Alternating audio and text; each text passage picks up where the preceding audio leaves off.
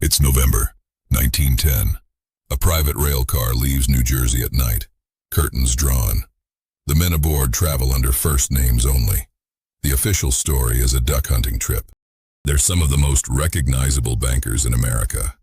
If reporters knew they were together, the story would end their plan before it began. Jekyll Island, Georgia. A private hunting club off the coast, closed for the season, staff sworn to secrecy. Senator Nelson Aldrich leads them. 5 bankers and 1 senator. 10 days, 1 task. Design a central bank for a country that had just refused to have one twice. 3 years earlier, the panic of 1907 nearly took the whole system down. It took J.P. Morgan personally, one aging banker, locking rivals in his library, to stop it. Everyone agreed that couldn't happen again. Nobody agreed on the fix. That fight was the reason for this island. For 10 days they argued over one core problem. How do you create a central bank in a country that hates central banks? Their answer: don't call it central. Call it a reserve system. Regional banks, privately run, loosely bound to Washington. Federal in name, private in structure. They knew the public would reject anything with Wall Street fingerprints on it. So the plan left the island as the Aldrich Plan. A senator's name, not a banker's. Even that failed in Congress. It took 3 more years, a new president, and a rewrite before it had any chance of passing.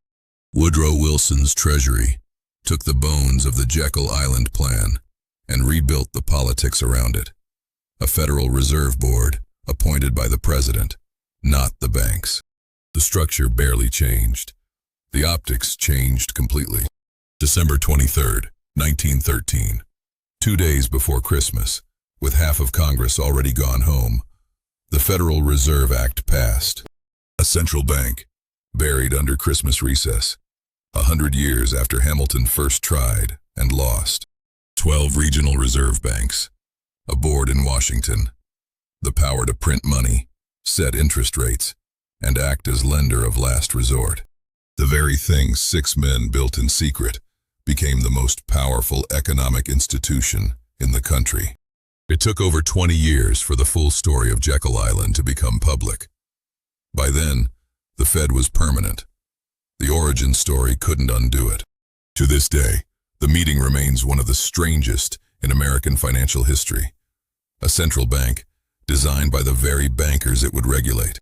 Every recession since 1913 has run through the institution 6 men built on a hunting trip that wasn't a hunting trip.